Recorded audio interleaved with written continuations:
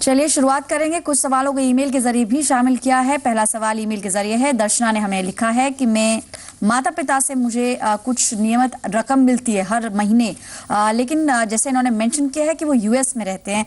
वो जानना चाहती हैं क्या इन लॉज से या पेरेंट्स से अगर कोई फिक्स्ड अमाउंट हर महीने उनके अकाउंट में आएगा, क्या वो उनकी आय में जुड़ेगा और इस पर क्या कोई टैक्स देनदारी होगी? बलवंत जी बताइए।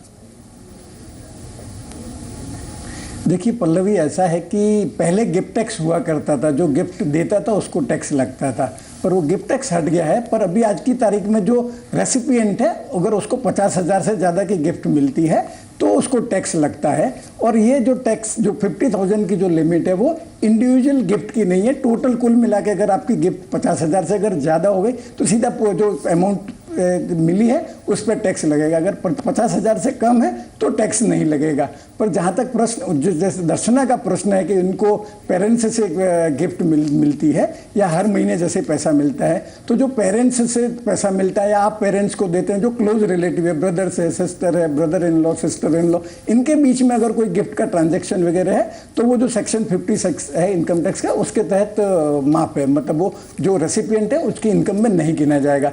और जहाँ तक प्रश्न फॉरेन से पैसा आता है या इंडिया से आप गिफ्ट दो या इंडिया से फॉरेन पैसा भेजो, उसमें कोई फर्क नहीं है। परंतु इंडिया से अगर आप बाहर पैसा भेजते हैं तो वो टैक्सेबिलिटी अगर रिलेटिव है तो एग्जम्प्ट है।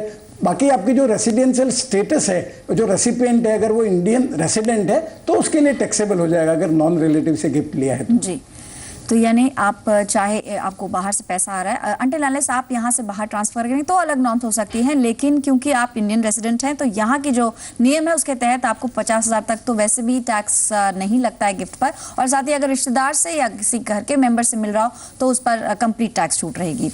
अगली कॉल हमारे साथ फोन लाइन पे है चेतना दिल्ली से।